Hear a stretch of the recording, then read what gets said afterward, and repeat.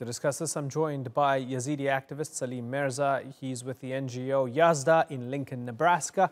In Baghdad is Yonadam Yousip Kanna, a member of the Iraqi parliament with the Assyrian Democratic Movement party. I thank you for joining us, gentlemen. Salim, let me start with you. So we look at a place like Sinjar and everybody is happy that Daesh was defeated, and everybody's happy that that active mass persecution of the Yazidis ended. But 3 years on, a lot of people have not returned, and there's nothing much to return to. Who do you blame for that? If it's a blame case, we blame everybody. We blame the authority parties back in Iraq with multiple names and parties. We don't give exception for anybody. Everybody is blamed. The international community is blamed to deal with such case. With a minority who faced a genocide in 2014, and more than 7,000 people have been kidnapped, killed, and still 2,000 to 3,000 ladies captured by ISIS. They sell them out from area to another. Hundreds of members from ISIS were from different countries around the world. This case has not been taken as serious as should.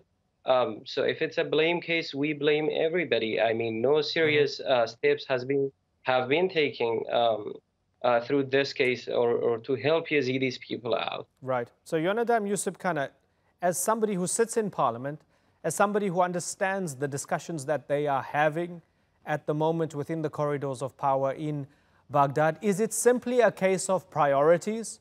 That this government has so much on its plate that trying to rebuild Sinjar and repatriate Yazidis is low on the agenda? Unfortunately, it's not on the agenda right now. On the agenda and the emergency issue is the establishing of the government. Until this moment, still 8 ministers are out of cabinet. And possible that maybe this establishing will collapse as well. I would like to add to what my friend has spoke about Sinjar or even Nineveh Plain. Both of them, Yazidis and Assyrian, Chaldean Syriacs in that region, the Christians. Unfortunately, we are victims of the conflict between Baghdad and Erbil. This is number one. And the problem is multi-dimension problem. And multi-dimension, first of all, is security. Second is political. The political is between Baghdad and Erbil, the so-called dispute area. And Erbil claimed that Sinjar is a part of Kurdistan, and Baghdad claimed that no, it is not. So today, the local administration elected by people before ISIS, they were trying to come and to go to Sinjar, for example, but they were prevented by the local forces in Sinjar because the de facto forces there are not linked to Erbil, but they are PMF and the local PMF as well. So Sinjar and otherwhere are victims of the conflict between Erbil and Baghdad, number one. It is on the ethnic basis. It is on the struggle, or let's say conflict between Erbil and Baghdad on the local region. So that's why now is not first priority. People are not thinking about Yazidis, not about Christians. They are just trying how to fit this government. And after that, they will start, as they promised, they will start by solving the things, refer to constitution, peacefully and legally and fairly. Yeah, and I guess that is little consolation for so many people who want to get their lives back on track. Salim, we saw this being thrust into the spotlight, in the international spotlight, when Nadia Murad got the Nobel Peace Prize. Tell me why there still hasn't been the amount of support that you would like, even though she got the Nobel Prize and even though this was back on the table for people to discuss. I believe in this case that I do agree. We have no powerful sources in order to have international community on, or even our government. Iraqi government, which is the central government, and the KRG to help Yazidis out. You have no oil. You are not like a strategic way. Connecting countries in order to have this area to help them out. As Mr. Yonadam said, I just want to add something here. We don't think as Yazidis that Sinjar belong to Yazidi. We don't believe that Sinjar is a Yazidi area. Even Iraqi government, they don't recognize this area as if it's belong to Iraq. Does it belong to Syria, Turkey? You never know. I mean, it's really weird. The other thing, if you want really to help Yazidi people, then you should take them, consider them, accept them are really partners. Like, I mean, real partners with you in Iraq. If Mr. Yonadam said the ministers, they are not yet in cabinet in order to help Sinjar out or to have it on their agenda. Sinjar, it's not a today of that has, like, I mean, faces like a careless from the government. Christians in the same way. It has been. It was neither before 2014 genocide. It's nor the after that. Like, it's the same way that they deal with this case. Like, there is no. I mean, and everybody had a role to liberate Sinjar. Now they feel that that they got credit for that, and now the Yazidi people need to pay them back, and we don't know what we have to pay. It's our area. We lost our people.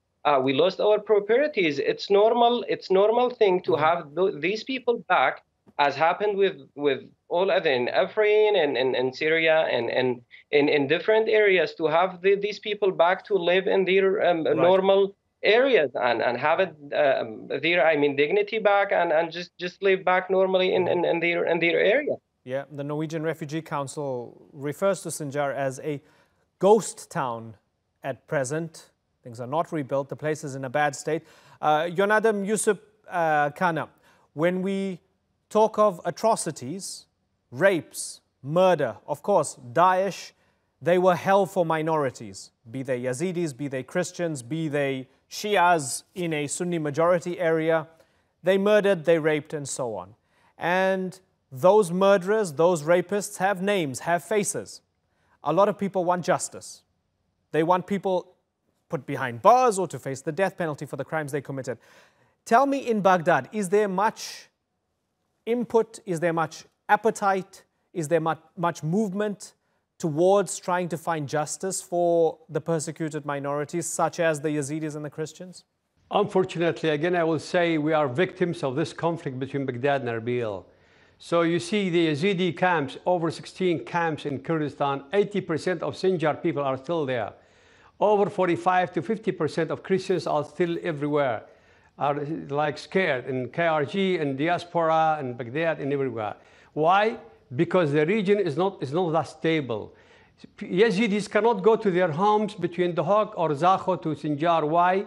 Because it's a front line between Peshmerga and between Iraqi army.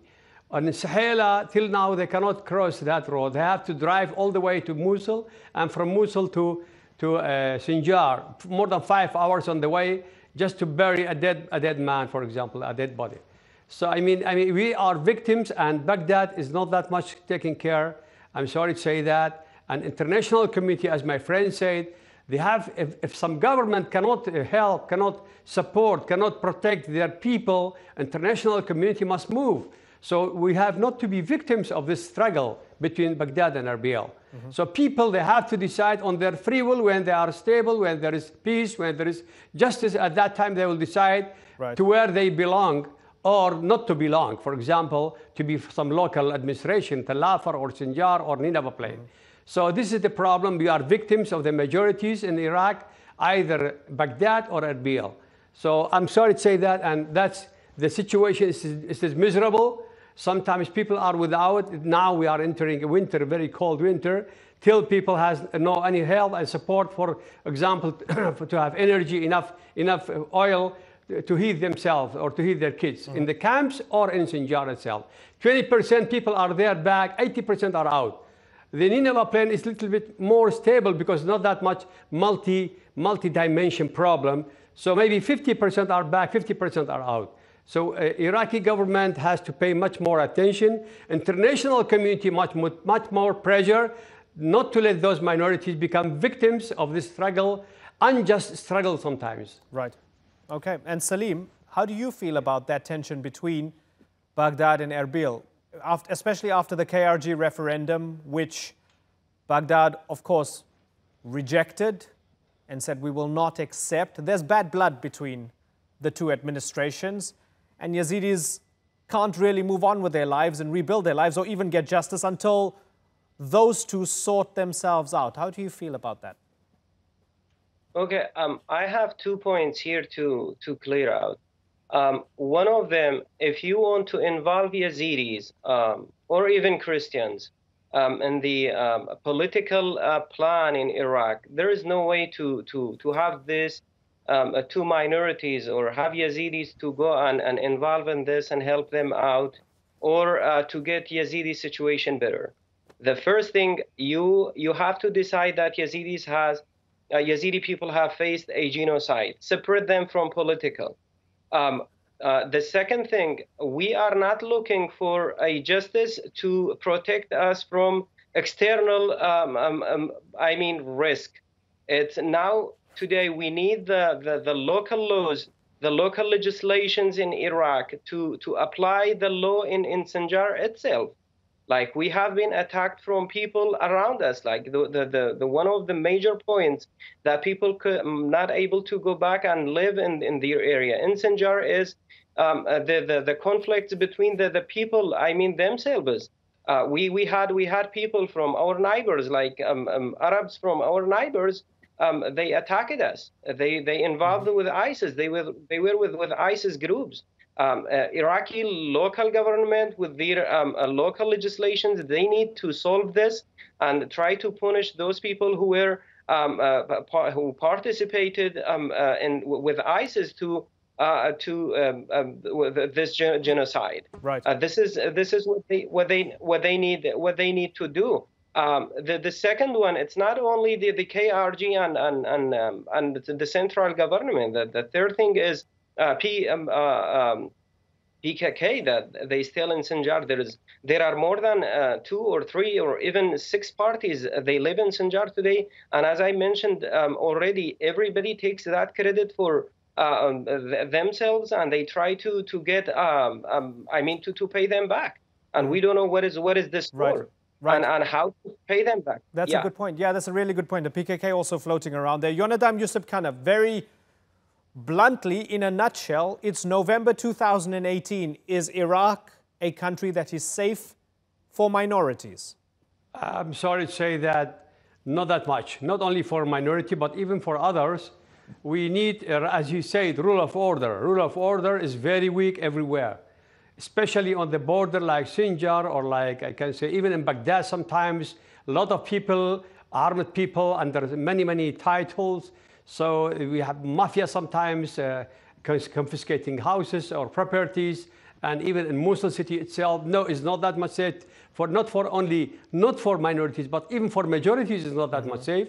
So we hope that the new government can move and to impose the rule of order everywhere. At that time, we can say Iraq is safe for everybody, not only for minorities. Right. Second point is the corruption, which is the major point in Iraq. No investment, no development, and you know that we cannot have any public properties and public services and job opportunities if there is corruption. So corruption is very high still this moment. That's why there is no job opportunity, then no life opportunity. And they're confiscating everything for the majors. No contribution of the minorities in the government, and the discrimination sometimes in the employment. So all these things are one basket, not only it is safe or just not to be killed, but to live free and in dignity. Of course. That's the problem for the minorities in Iraq. Okay, well said. Gentlemen, it's been really good to talk to both of you and get a deeper understanding of the situation. Salim Merza and Yonadam Yousip Kanna, I thank you both for joining us here on the Newsmakers.